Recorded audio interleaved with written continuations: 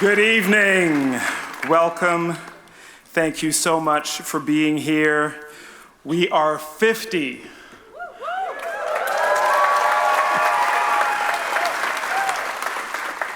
How do we look? Thank you, Chief Salt, for being here with us tonight and for officially opening this evening's event.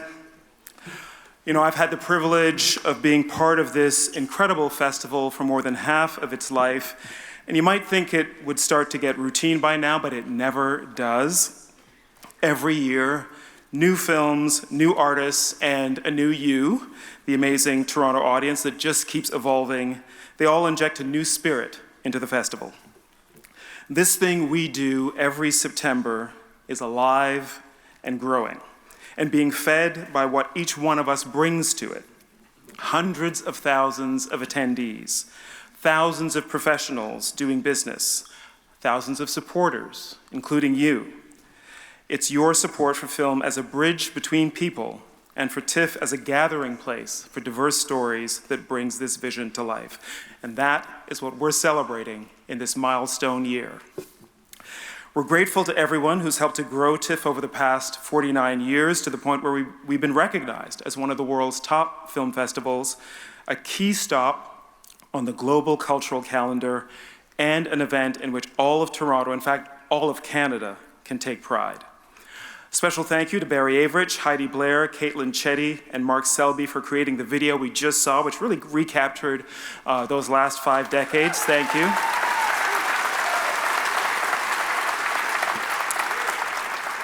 This festival is forever indebted to its founders, whom you saw in the video. Bill Marshall, Dusty Cole, and Henk van der Kolk had a bold vision for the Canadian film industry, for the city of Toronto, and for audiences everywhere. We're deeply grateful and honored to celebrate that vision, and we carry it forward into the future. Members of their families are here with us tonight. Thank you for being here.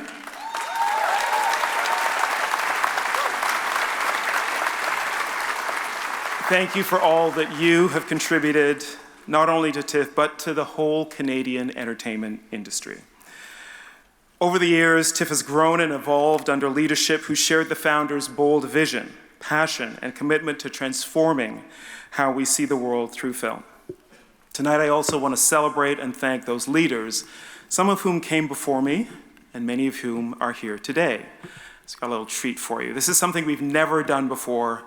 Please join me in welcoming to the stage Wayne Clarkson, who led TIFF from 1977 to 1986, when it was the Festival of Festivals, Anne Mackenzie, Managing Director 1976 to 1986, Helga Stephenson, 1982 to 1993, Piers Handling, 1994 to 2018, Suzanne Weiss, Managing Director, 1994 to 1997. Michelle Mayhew, 1998 to 2018. Joanna Vicente could not be with us tonight, but please join me in also welcoming Beth Jansen, Chief Operating Officer, 2022 to 23. Thank you. Our leaders. Okay, I gotta join these people.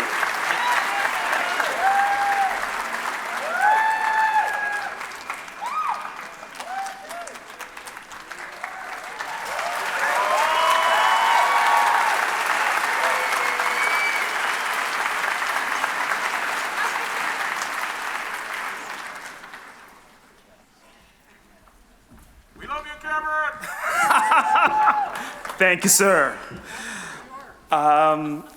Thanks for indulging us in this moment. We don't really get together like this, but it was the 50th, and we thought we absolutely had to. It truly takes a village to pull off this festival, and I'd like to acknowledge and say a big, big thank you to all of TIFF's staff, the present staff and the past staff, which I think numbers in the many, many thousands at this point. Our staff are the beating heart of our organization. The passion and the hard work of our people is second to none, and I want to say it out loud that it is our teams behind the scenes that make the magic happen. So thank you to all of them.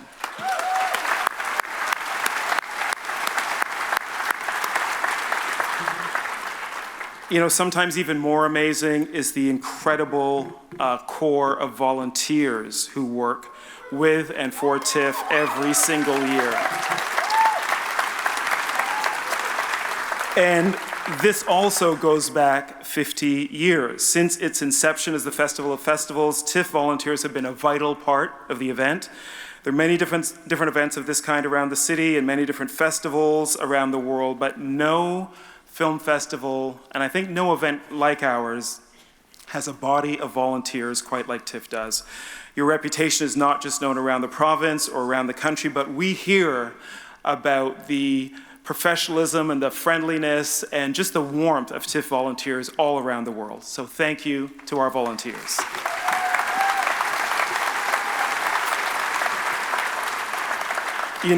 We, all of us here, and so many thousands of others beyond this room, have contributed to something that I think is unique and worth protecting.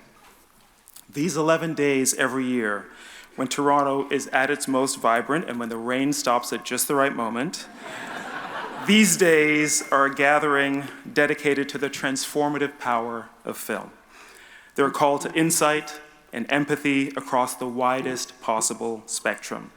They're a reminder of the rewards that come with watching the lights go down so we can see the world through others' eyes. Long may that continue. I'd now like to invite to the stage TIFF's board chair, Jeffrey Remedios, who's been a great support and counsel and partner on this journey.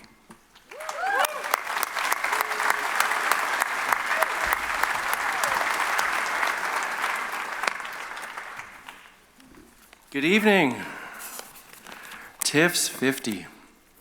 I saw all the signs. I thought, does everyone know it's my 50th birthday this year? Happy birthday, TIFF. What a special feeling it is to be here tonight. On behalf of TIFF's Board of Directors, I want to extend sincere thanks to all of our supporters, our donors, our partners, and our members. In particular, our festival presenting sponsor, Rogers, and our major sponsors, RBC and Visa. Your continued support and your continued unwavering support fuels everything that we do. Thank you very much. To our incredible community of donors, members, and patrons, many of whom are with us tonight, thank you. Your support over the years really does mean the world to us. You've championed TIFF through thick and thin. Your passion has never wavered. We appreciate you. I'd like to thank our all volunteer board of directors who work tirelessly alongside me.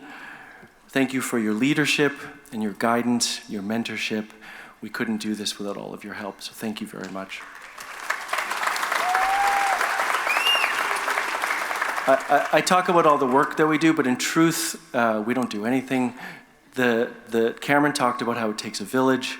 The team certainly is that village. But I would like to have a special thanks to the executive team, and particularly Cameron. It takes bold, visionary leadership to put this on every year, and your incredible hard work is not lost on us. So on behalf of the board and everyone here, thank you very much.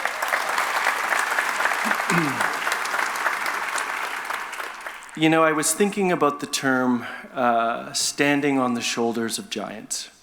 And I'm not referring to Oasis's fourth, often overlooked amazing album, but more in the Isaac Newton sense of what has come before has helped to get us here. And it's in that spirit, and here with us today, that I want to mark this special occasion by inviting out my predecessors, our former board chairs, and I'd like to welcome them to the stage with me right now. Please help me and welcome Jonathan Slan, Brendan Calder, Alan Karp, Lisa DeWild, and Jennifer Torrey.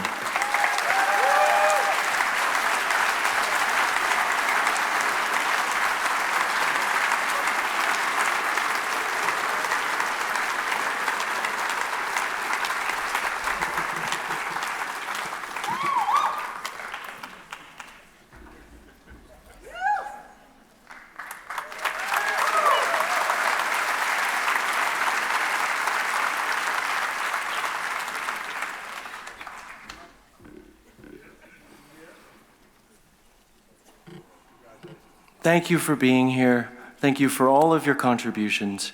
You're such a huge part of the festival. We wouldn't be here without your contributions. Please, one more time, help me give this esteemed group a round of applause.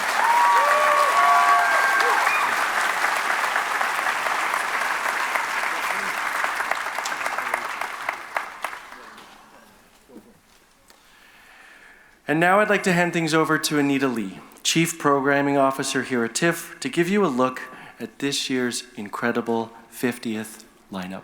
Thank you very much.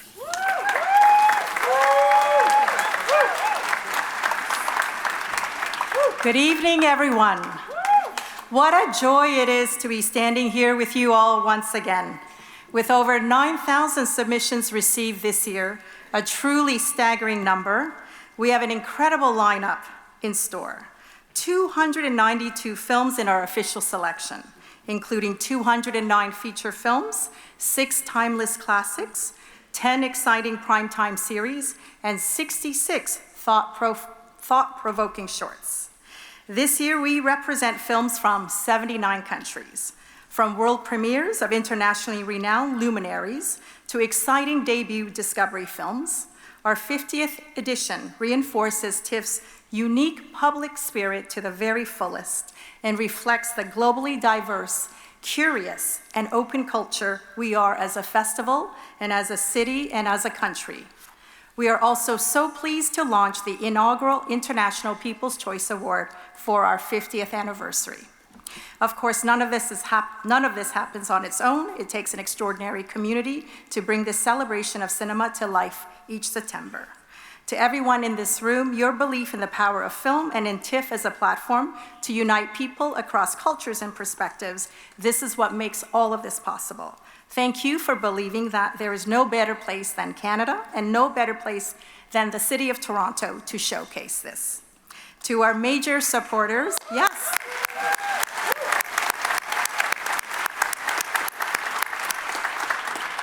To our major public supporters, many of whom are here tonight, the Government of Ontario, Telefilm Canada, and the City of Toronto, your investment in culture makes this all possible.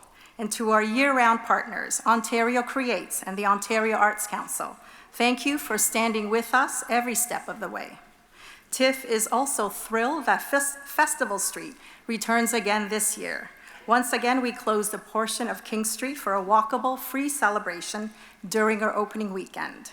Festival Street is for everyone, and we can do that thanks to a number of wonderful partnerships. A special thank you to our partners at the City of Toronto, the Toronto Police Services, the City's Film Office, Transportation and Economic Development and Culture teams, and the Toronto Transit Commission. And of course, Toronto Mayor Olivia Chow and Deputy Mayor Osmic Malik, who are here with us tonight. Yes.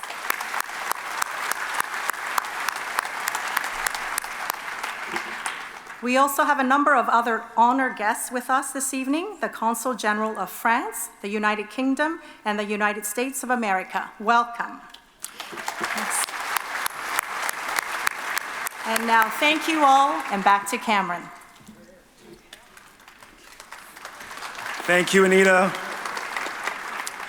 The Government of Canada is a vital partner in our mission to champion the arts and film industry. We are especially grateful for the support we receive through Telefilm Canada, the Canada Council for the Arts, and the Canada Media Fund, whose commitment to arts and culture, including film, continues to make a lasting impact. And we're especially thankful for the government's multi-year investment announced last year, a bold and meaningful show of support for the future of Canadian film and storytelling, and our plan to bring the world's screen industries to Canada every year. And it is now my great pleasure to welcome the Prime Minister of Canada, the Right Honourable Mark Carney.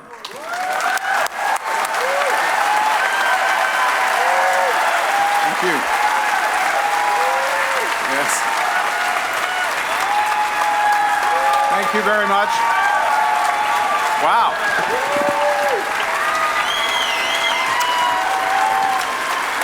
Okay.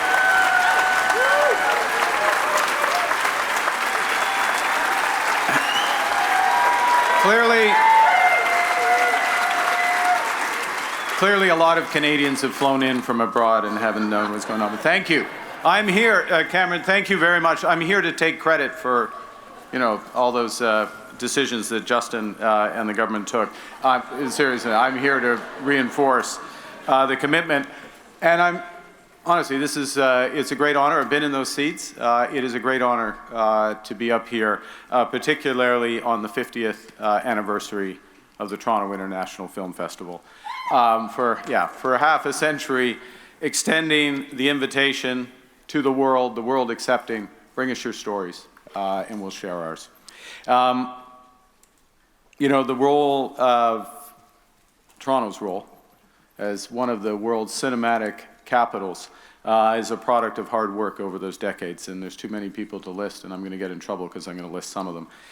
Bill Marshall, Dusty Cole, Hank Vanderkolk, the vision and vigor of Piers Handling, and of course, Cameron Bailey. And the dedication of literally thousands of volunteers, staff, patrons who've invested in this project. Brought Canada and the world closer together, drawing nearly 500,000 people to Toronto each year, 500,000 people to Toronto each year, generating, of course I'm an accountant, generating more than 240 million for the Canadian economy. It is an unparalleled success story. It's a testament to those who forged it. And I'd suggest it's also a testament to part of what makes Canada unique. C'est vrai, c'est ça? Oui. Le Festival international de films de Toronto célèbre nos talents et nos histoires. Son écran est un miroir qui reflète la résilience, la diversité et la créativité des Canadiens et Canadiennes, une fenêtre à travers laquelle apprendre à nous connaître. At TIFF, Canada and the world becomes one. Now, in fairness, Toronto has a head start, since almost half of the people who live here were born outside of this country. Bringing the stories of their homelands, the stories of their journeys, their triumphs and tragedies here, and then being united by the values that Canadians hold dear: tolerance, generosity, and humility. These are values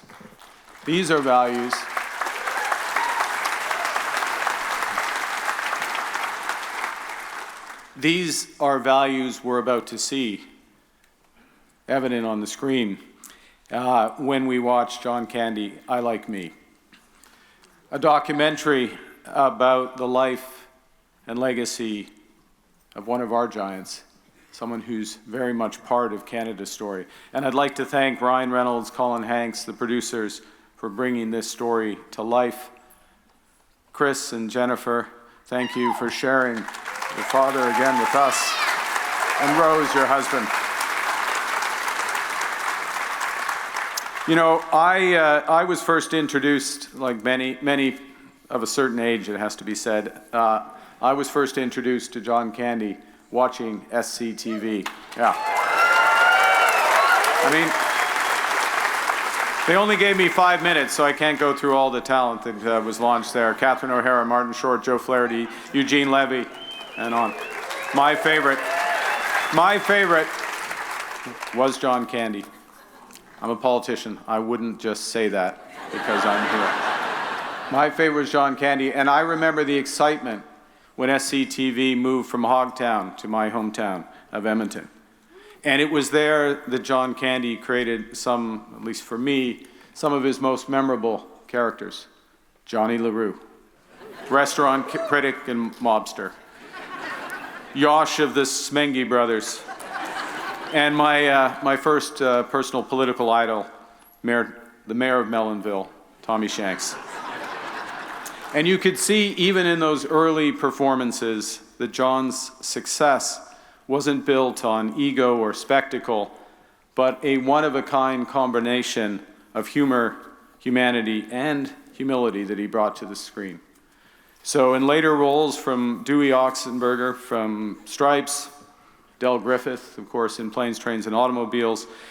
He had characters that he would craft that were both unconventional and unassuming, but also deeply authentic and quietly ambitious. And in many of his films, there'd be a scene, always a scene where John would pivot. Having been pushed too far, don't push a Canadian too far, having been pushed too far, pushed too far by someone who's richer, someone who's more powerful, maybe a little more arrogant, I don't know, I can't think of an analogy. And John would stand up for what's right. And I think this is apt because, you know, John's stories, the stories he'd tell, the stories that TIFF platforms, our current times make them all the more precious. We're in a more dangerous, divided, and intolerant world. In Canada, our sovereignty, our identity has come under threat. And when Canadians heard those threats, they channeled their inner John Candy, stood up, elbows up, wrote our own lines. Cela nous rappelle que nous sommes maîtres chez nous.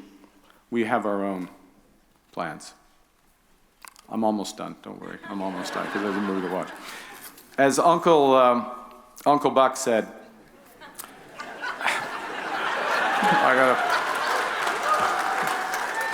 I spent a lot of time on this speech. As Uncle Buck said, I don't think I want to know a 6-year-old who isn't a dreamer. Okay? Shimon Peres, I don't think he saw Uncle Buck, but he expanded on this. And he said, and I quote, "A young person is someone whose dreams are bigger than their accomplishments." Okay.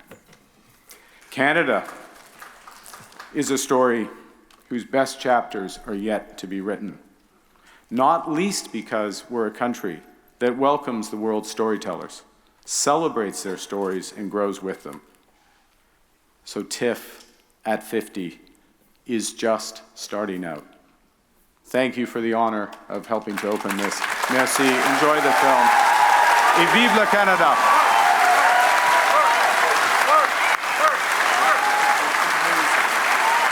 Wow.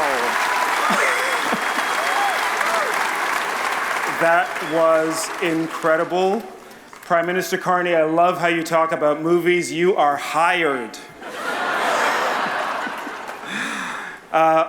Listen, this is a very special night for all kinds of reasons, but particularly because we have a remarkable film we want to share with you now.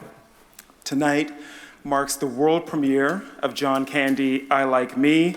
Tomorrow you can say you were here when it happened, among the very first people in the world to see it. It was made by a remarkable team. It includes incredible creative talent from both sides of the border in this movie, and we chose this for opening night because we love the film. It made us laugh, it made us cry, it made us remember what a giant talent John Candy was. And I'm so pleased that to introduce the film, we've got the producer and Canadian Ryan Reynolds and director Colin Hanks.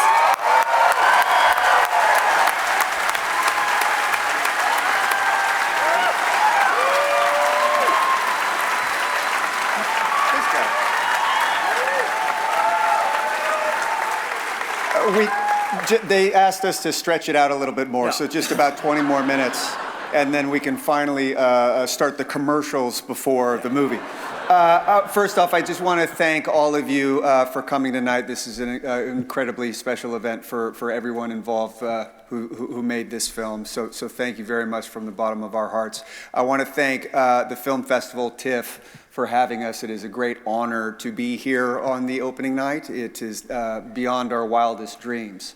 There was never any doubt where this film needed to have its premiere, and the truth of the matter is that the answer lied in the lyrics of one of John's favorite songs, if not his number one favorite song. It had to be the True North, Strong and Free, without a doubt. So we are so absolutely honored to be here. We really do hope that you enjoy the film. Ryan, do you have anything you would like to tell the nice people here in this theater? Sure. I voted for Newmarket, but no one wanted to listen to that. I learned a lot about, I thought I knew everything about John, but I learned so much about him, and what a privilege it is to sit here and watch a film made by a filmmaker and a storyteller, which features storytellers talking about a storyteller they love. And I don't know what gets better than that, but there are three things tonight that I think John Candy would have loved. One is that we are in Toronto.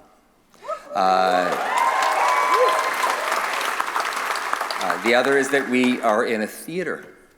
Yes. Thank you, Amazon. And that we are also in a room with Chris, with Jen, and his late wife, and his widow, Rose. The fact that we are all sitting in this room together with those three, it feels like they're reunited in some way, and I think that is really important and really special. And John is, one of those people who can bring folks together in a way that few Canadians can.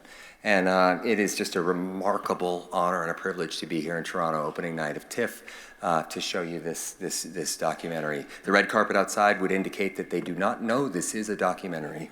That was alarming, but I just want to thank you all, and one sort of tiny PSA is stay in your seats, unless it's an emergency, get the fuck out. But stay in your seats afterwards. There's a little Q&A, a little something to do. Did I get that right? Because he dropped the ball on that one, I think. No, you were going to say that. Stay in your seats afterwards. Yeah. There's going to be a Q&A, but more importantly, I promise you it's going to be worth your while. At the very end, there's going to be a little gem that I think you're all going to be very excited to see. Wow. Okay. Thank you, guys.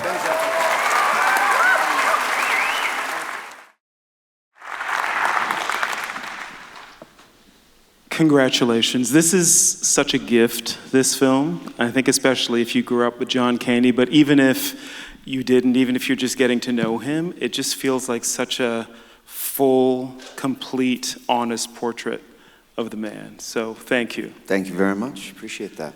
I want to ask, yes, please.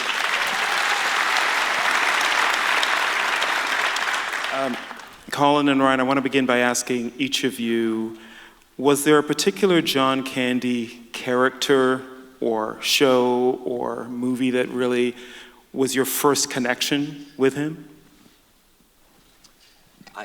Well, boy, I grew up here. SCTV was big in my house, and at that point, Rogers or whatever the fucking cable service was, it figured out, we could really monetize that. So it was on all the time. I saw it all the, I'd be trying out characters, and it really, even just watching tonight, I always discover new things when I see it. And I saw, John had this wonderful opportunity, and Bill Murray touches on this as well, which is that he really got to go out there and suck for a while. And I think we live in this really curated, society in which kids, my own kids too, are, they're terrified to suck. They're terrified to experiment and be bad at something, where you really, perfectionism's like a fucking disease. And, you see him going out there and just fearlessly having fun and doing so without consequence or penalty.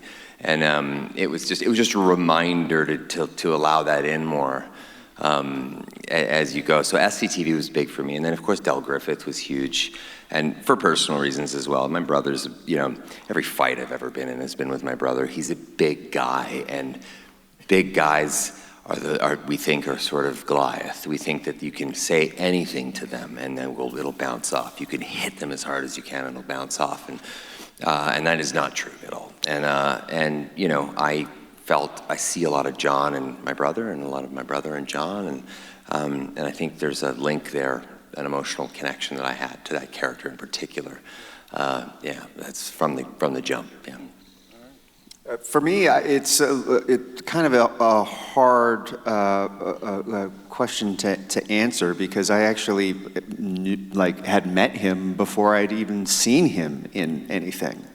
So weirdly, Spaceballs? Maybe I don't. Okay. I mean, I remember going to the theater to go see Spaceballs. You know, I remember going to see The Great Outdoors. But you know, there had already been a connection. So that's kind of a hard one for me to answer. Yeah. Christopher, you said that you really only wanted one piece about John Candy's life, and this feels like it is the one. Can you talk a little bit about, and Jennifer, for you as well, what you absolutely wanted to have included in your father's story in this film, and what you were maybe a bit nervous about? Sure. I think I love film and I love documentary, and I'd seen so many great documentaries come out where they would attempt to tackle heavy lifting topics like anxiety or mental health issues, addictions, what have you. And I always felt like it was brushed over very quickly with my father, or it was just suggested. I feel like, just from my perspective, he got lumped into this group of entertainers who lived fast and, you know, died quickly. And I was more interested in trying to find the nuance to how a person can behave that way or become that type of person. And that goes back to what he dealt with as a child and all of his experience. And it was Colin, really, who we were talking about it early on. And he was just saying, well, yeah, it'll be about that, but it's a celebration too. and that was my blind side. It was like, yes, this is the last final swan song starring John Candy, and we all got to watch it tonight. You know, and that's what it felt like. Thank you. Well, I was gonna say, I know, it's great. I was gonna say it's like being a fly on the wall of his life and kind of going through all the emotions that, you know, we felt as a kid and growing up watching him and sharing it with the world, and all the joy that he brought and the struggles that he had, but he didn't necessarily share with the world or share with us directly, but we kind of knew that it was going on. And I think this documentary is just the perfect balance of, I loved the laughter. I loved hearing everyone's laughter in this. This is like, you know, I was more concerned about everyone crying, but then I was like, it felt so good to hear all the laughs, and just, that was our dad. He just brought so much joy to people, and it was heartwarming, and I love it. So thank you.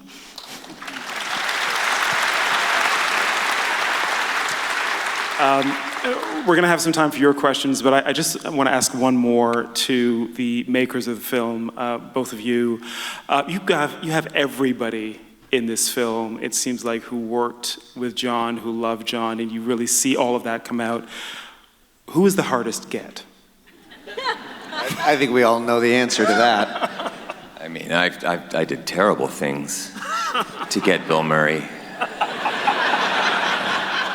and Dan Aykroyd and Macaulay. They don't do interviews. You know, Dan I couldn't find for 2 months. No one could. Finally, I get through. I get a call, and he just gets right to it. Tell you what, kid. You come up here, you eat dinner, you spend the night. The next morning, we'll do the interview, and you get the fuck out. Yes, sir. Yes, sir, Mr. Aykroyd. And then Bill was, you know, you'd get he doesn't use the fax machine anymore because you don't. So he had to find another means, and you know, there was a cellular telephone device which he got, which you could call. And I called it, and it was, you know, the machine or the answering machine voicemail was a Greek shipping company. But I didn't believe it. And so I left him a message, and then another, and another, and another. And finally I get a call back, and it was, you know, it was, oh, hey, who would you say is the godfather of the spit take? I'm sorry? Godfather, spit take. Well, Mr. Murray, I don't know. I would say maybe it's Desi Arnaz. I know he got in trouble for it, or there was some sort of, you know, controversy around it. Yeah, you're wrong. That's Danny Thomas. And I realized I'd failed the test, like, right away. And I said, well, look, Desi's Canada in this situation. Naismith invented basketball, and Danny Thomas is America, perfected it. And we're both right. Here, he didn't feel that way. And then, I got another call back, and then another one, and then finally he agreed to meet, and then ghosted me. And then I ran out of time. I sent him a video message, because that's how you know you're really desperate. The video message said, I'm running out of time, existentially, of course, because death will find me at some point. And this is when my 2-year-old son just enters frame like a horror movie. And it's 11:30 at night. This kid should be out cold. And he says something indecipherable, it's fucking 2-year-olds. And I say, I'm sending a video to Bill. Tell Bill to do the interview. And he looks right at the camera and he goes, do the interview, Bill. And I said, say no to a kid like that, and I don't know what kind of monster you are. And then I just hung up. And then he called back and said, what can I do for JC? And he showed up. And he showed up big time. Beautiful. Yeah. Beautiful stories. Thank you. And Colin? It's funny, one of the very first people I spoke to after talking with these three was Marty Short. And he said, he goes, the problem is no one is going to say no. And he's actually right. No one actually said no. It was all just, it was all just about the scheduling and all of that. And luckily, that was not my job to schedule. Sometimes I had to send a few texts, but for the most part, it was really just everyone wanted to be able to talk about John and just express their love for him. And I thought that was just such a unique thing to be able to witness and experience. All right, can we bring up the lights a little bit and let's take some questions from you about the Turn on the lights, Dad. Thank you. All right, got a lot of people in here. Let's please wave your hand if I don't see you. I'm a Sagittarius. If that is your first question, oh, we got a live one here. Okay. Right oh yes, here. Right here. My question was that I feel the men in this film are very vulnerable and very open-hearted. The men in the film are very vulnerable and open-hearted. Yeah, and I wonder, mainly from the kids, do you think that's a quality that John brought to those friend groups? And do you think that that's something that those men share in other groups, or was this specific to him that they were able to open up that easily? It's a great question. Yeah. The question is, was John's vulnerability something that he brought to his friend groups? Was that more his trait than theirs? I think it's a combination. I think it's a testament to our dad's great taste in friends and the group of people that he had. It was just, they were like-minded people and they had very similar values, and that's why our dad was friends with them, is because, they kind of thought the same and felt the same. And so when you see them on the screen, I think it shows, because our dad was vulnerable and he showed it on the screen, of course, the people that he surrounded himself out, with the same way. No man of questionable morals owns a Barca lounger. Think about it. Yeah, that is true. Right. Yeah. Great point. I hadn't ever thought about it, but I'm going to now. All right, up here. Anyone? I want to say one that Will Wells is in the audience somewhere. He produced the track with Cynthia Erivo, which is a cover of Paul Young's Every Time You Go. It's just stunning. It's the most beautiful thing ever, and I'm so grateful to both of them for taking the time to do that. They didn't have to. All right, we'll take a couple more questions if there's anybody. I can't. What's that? Up top. Okay, up there. Holy shit, you're way up there. Oh, wow. Wow. They're there. Where did the idea for the movie come from? When did you want to start making this? When did that first come into your head? Where did the seed of the idea for the film come from? It's something we wanted to make for a long time. God. At maximum effort. My mom's here. Don't walk into that light at the end. It's like an airplane's landing. But maximum effort, we were all obsessed with John for years and years. I think about 7 years ago, we put out one of the folks that work at Maximum Effort, Brian Rowland, brilliant editor, he put out this, we made this like reel or tribute to John, and it just caught fire. It was shocking how many people connected with John Candy, and that was when it really just said, I can't believe no one had done a documentary on the guy. It's kind of unbelievable. So that's where it started in earnest, and it was really just about finding the time to do it, finding the right people. Colin jumping in was a huge catalyst to this getting made as well. So that was then. Yeah. The other part from the family perspective too is I think it struck me personally, and maybe you, is that people aren't going to be around for forever, and we were, some people were leaving, and it was important for us to capture that story, and that was a kind of an anxiety I grappled with this whole process. And a few people weren't able to be here tonight, but it was happy for me to see them in video or photo during the project. So. Also, nothing would have been made without you guys. I mean, really, I left in a couple of sections just to call my kids just to say goodnight because they just got, I don't know why. You see how fleeting it can be, and even if you're sitting in a fancy premiere, you can step out for a second and just, I don't know.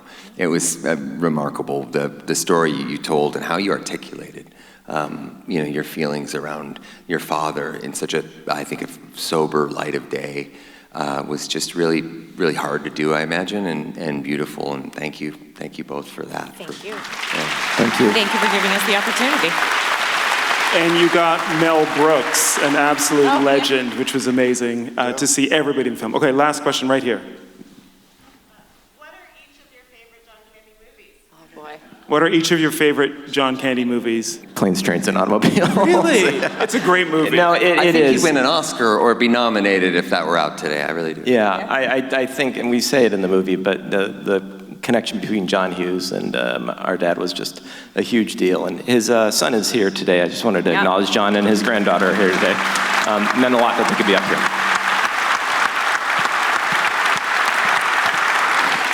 We are going to have to wrap it up there. I just want to thank you all for being here for the opening night of our 50th festival to see the world premiere of John Candy, I Like Me, and to be in the presence of Colin Hanks, Ryan Reynolds, Jennifer Candy, and Christopher Candy. Remember John Candy and rewatch Planes, Trains, and Automobiles. Thanks for coming. Thank you, everybody.